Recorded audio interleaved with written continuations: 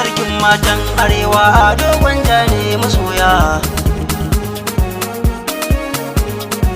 Sarkin matan arewa Ado Gwanja ne masoya.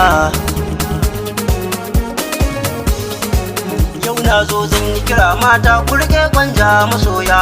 Marke shasa saka min shaida kai ke tare gayya. Waka in ka buga mata da maza na hada da manya, sai sun yo girgiza kan cewa kai ne kai fitowa. Mata ku fito ku taka rawa, ni SA na yi kiran ku. Karami nake ni a mawaka ku yi murna ku hada da taku. Don ku a cikin gari kowa na Gwanja na kishin ku. Ni ma kuma na faɗi kai ne sarkin matan arewa. Sarkin matan arewa Ado Gwanja na sarama. Ko a ƙasata yan mata da maza na nuna ma. Duk wata kaunar da makiyan kaske kishin aima. Kawo ka ban kiɗan ɗan Gwanja mai kishin matan arewa.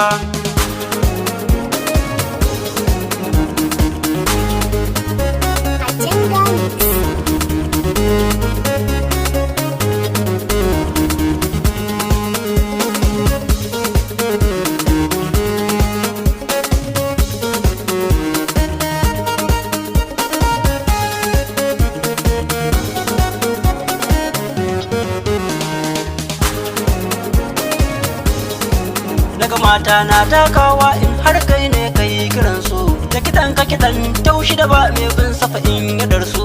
Yau rana ce ta murna yan mata ku fito ku taso. Dan na ga cikin ku wacce na kishin Ado Gwanja. Manyan mata ku gane Ado Gwanja na ji da ku. Waka in za yayi bai karewa sai ya sa da ku. Yan mata ku juya ni ma ban so ba a ce babu ku. Na tabbata tun da kun rike shi ma bai da ku. Mata ku gane Ado Gwanja shi ma bai fice. Ya za a yi ka gwarzo mu ce zama hau bihiyar ka ce. Wallahi Ado Gwanja a ko'i na fa kai fice.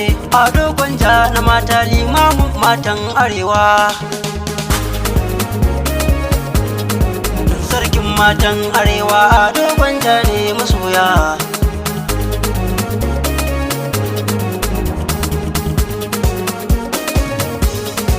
Sarkin matan arewa Ado Gwanja ne masoya.